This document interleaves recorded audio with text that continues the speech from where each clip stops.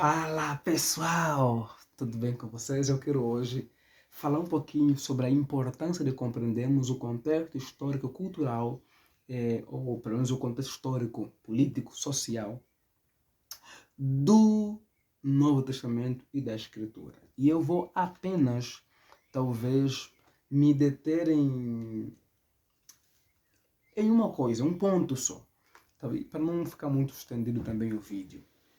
Vamos lá. Um ponto muito importante de porque é fundamental que a gente se preocupe a conhecer o mundo do texto bíblico, o mundo social, o mundo político, o mundo religioso do texto bíblico.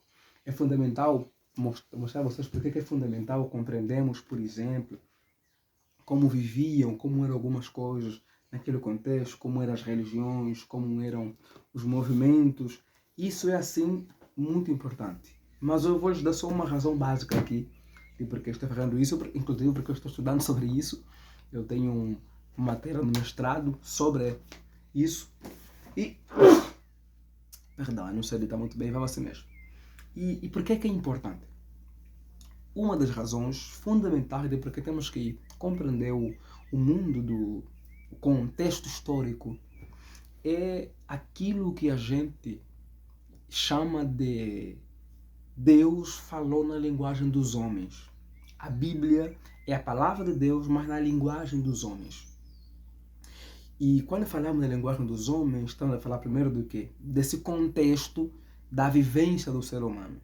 Digamos, Deus se revela a nós na Escritura, mas é envolvido com a vivência, com a realidade do contexto, do mundo, dos indivíduos ali inseridos no texto bíblico. Tanto para quem escreve, como para quem recebe a mensagem.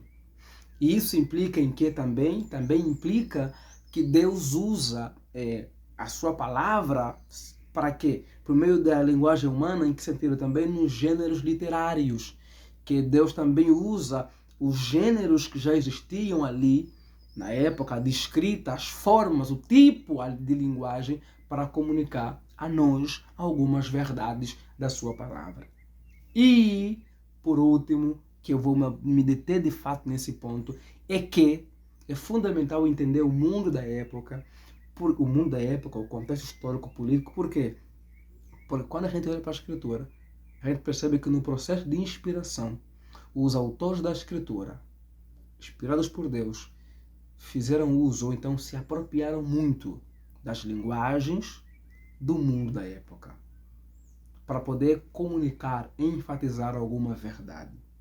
Um exemplo, a palavra igreja. A palavra igreja, do grego eclésia, é uma apropriação de algo que já acontecia no contexto da Grécia. E os autores bíblicos usam essa palavra eclésia, no Novo Testamento especificamente, para quê? Para se referir a esse povo que é o povo chamado por Deus, que o Pedro diz que é uma propriedade exclusiva do Senhor, sacerdócio santo, nação santa, sacerdócio real. Quer dizer, uma das expressões para se referir ao povo de Deus é igreja, que é a ideia de que no contexto grego era uma assembleia, uma convocação, uma reunião que se fazia às pessoas para juntos então ter algo em comum e conversarem, dialogarem sobre o contexto ali da cidade e o bem em comum. Uma outra palavra também, por exemplo, que é a apropriação do contexto histórico, de fatos históricos, é a própria palavra evangelho.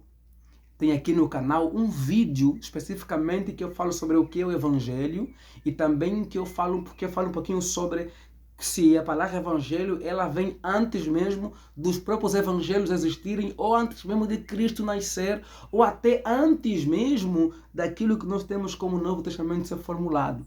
E então eu mostro como os autores bíblicos se apropriaram da palavra evangelho no contexto de Roma para quê? Para mostrar aquilo que de fato era a verdadeira boa notícia.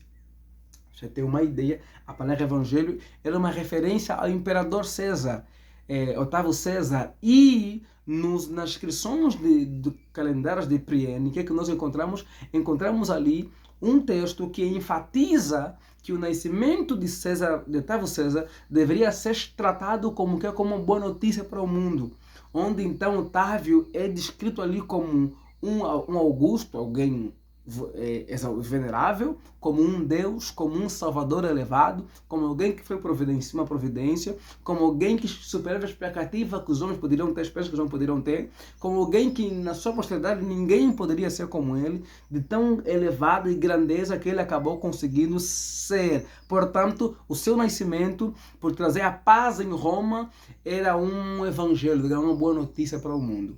E nesse contexto, os autores bíblicos fizeram o quê? Usaram dessa palavra que se referia a César para mostrar então o que era de fato o verdadeiro evangelho, ou então o que era de fato a boa notícia para o mundo. Que boa notícia diante do mundo caído, escravizado pelo pecado, em briga, inimigo de Deus. Eles então vão mostrar que na verdade a boa notícia para nós é que Deus se encarnou entre nós e morreu por nós, mas ressuscitou para quê? Para restaurar a nossa comunhão, amizade, proximidade e relacionamento com o nosso Criador.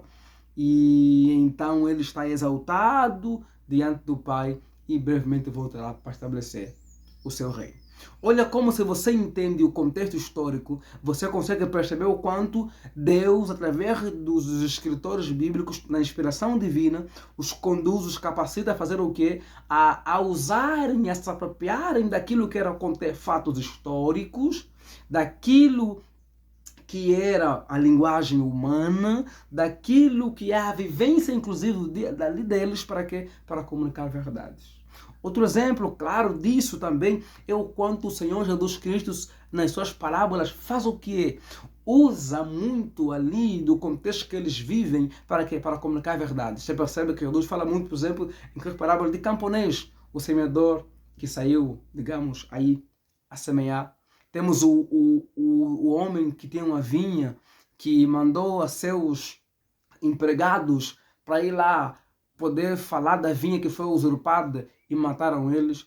E depois esse mesmo homem enviou o seu filho, também mataram o seu filho, que na verdade vocês sabem que isso se refere ao quê. Então Jesus está usando o quê? A linguagem cotidiana do povo ali, do contexto da Palestina, dos judeus, galileus, ali para quê? Para comunicar verdades espirituais. Então, se a gente compreende o contexto histórico, nós conseguimos perceber muitas das vezes a mensagem, a ênfase que está sendo apresentada.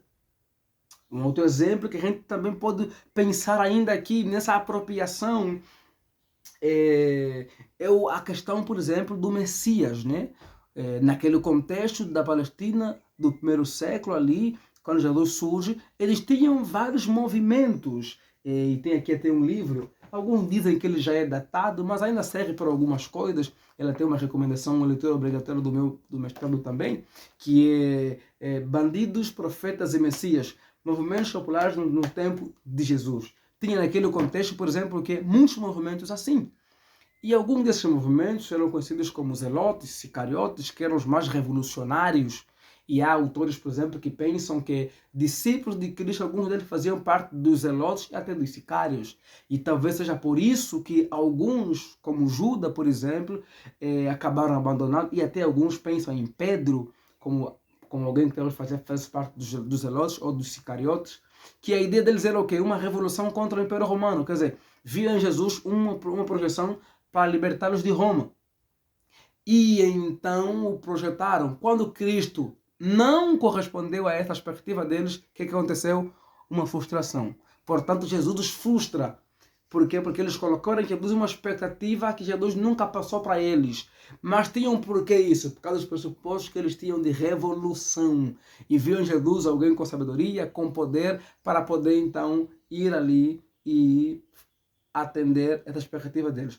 É por causa disso que alguns, quando estudam sobre Jesus históricos, enfatizam o quê? Que Jesus também tem ali um cunho de história político. Quem escreveu isso é uma mulher, alguém chamado Rezan Asla. E ela trabalha essa ideia. Mas, na verdade, nós sabemos que não é bem assim. E como é que a gente consegue, então, perceber esse movimento ali? E por que alguns dos seus discípulos tenderam a abandonar? é também pela frustração de não corresponder àquilo que eles esperavam na pessoa do Senhor Jesus Cristo. Então, esse contexto é fundamental entender, porque é um ponto crucial. Vou aqui mais usar uma outra palavra para encerrar. Quando você lê a Escritura, você encontra, acho que em Gálatas também, Gálatas, acho que é Efésios também, que Paulo fala a respeito da plenitude dos tempos, que chegando à plenitude dos tempos, Deus se revelou por meio do Filho. Por que então que a chegada do Filho foi a plenitude dos tempos? O que é que ele está querendo dizer quando usa a palavra plenitude dos tempos? Na verdade, a palavra ali é o quê? O tempo pronto, o tempo hábil, o tempo apropriado. Digamos, chegando o tempo próprio, o tempo apropriado, o tempo que Deus preparou para ser o tempo próprio para o seu filho vir, ele veio. Aí vem a pergunta, o que nos garante que o tempo de fato era o próprio? O que nos garante que o tempo de fato era a plenitude dos tempos? Digamos, era a hora apropriada para que Cristo viesse. E quando a gente pensa lá, Deus é soberano, e de fato é. Mas nós podemos pensar isso a partir do quê? A partir de propostas históricas que explicam muito bem isso, do que só dizer que Deus é soberano. Por exemplo, em 331, nós encontramos nomes como Alexandre o Grande. A Grécia vai dominar os persas e vai se tornar Império Mundial. E Alexandre o Grande vai estudando com Aristóteles, vai superar seu pai e se torna um grande expansionista. Vai conquistar o mundo em pouco tempo. E o que vai acontecer? Alexandre o Grande vai permitir que haja liberdade religiosa, mas sempre respeitando a Grécia, dos países que eles estão inseridos. Alexandre o Grande vai trazer algo conhecido como helenismo, que é uma cultura, que é a cultura grega, que se espalha no mundo todo e, portanto, o mundo todo passa praticamente a falar grego. O grego se tornou a língua da negociação, a língua comercial, a língua de política, a língua para segurança. Portanto, se alguém quisesse vender além das suas fronteiras, negociar, tinha que falar o grego. Então todo mundo praticamente falava o grego quando Cristo chega enquanto uma língua no mundo. Isso é tão sério que o próprio Antigo Testamento foi traduzido em grego, que é a Septuaginta, de tão importante que era a língua grega até para os judeus que estavam ali na diáspora e tinha ali essa linguagem, essa tradução. Inclusive, acredita-se que muitos autores do Novo Testamento fizeram o quê? Usaram o Antigo Testamento a partir da Septuaginta. Isso é um ponto fundamental. Com isso também, o que vai acontecer? A Grécia vai fazer com que muitos saiam do mundo rural e venham para as cidades. Vai ter um urbanismo, uma urbanização muito forte. E isso facilitaria com que as mensagens chegassem aonde? Para o mundo, porque chegando nas capitais, nas grandes cidades, chegariam com facilidade no interior também. Então ali nós vemos o quê? Organizações de um mundo. Aí depois então a Grécia é dominada porque o Alexandre o Grande morre. A Grécia se divide em 4 reinos, que seriam aí 4 generais de Alexandre o Grande. 2 se destacam, Seleuco e Ptolomeus, que é os assírios e egípcios, mas depois são dominados pela Grécia, pela Roma. Roma faz o quê? Roma traz segurança, no sentido de as pessoas vão viajar, como também já era na Grécia, mas vão viajar com mais segurança. E também Roma traz o quê? Roma também traz a organização de muitas estradas que facilitariam muito a viagem. As viagens não apenas via mar, via navios, que era seguro, mas também as estradas eram mais organizadas. Então, facilita.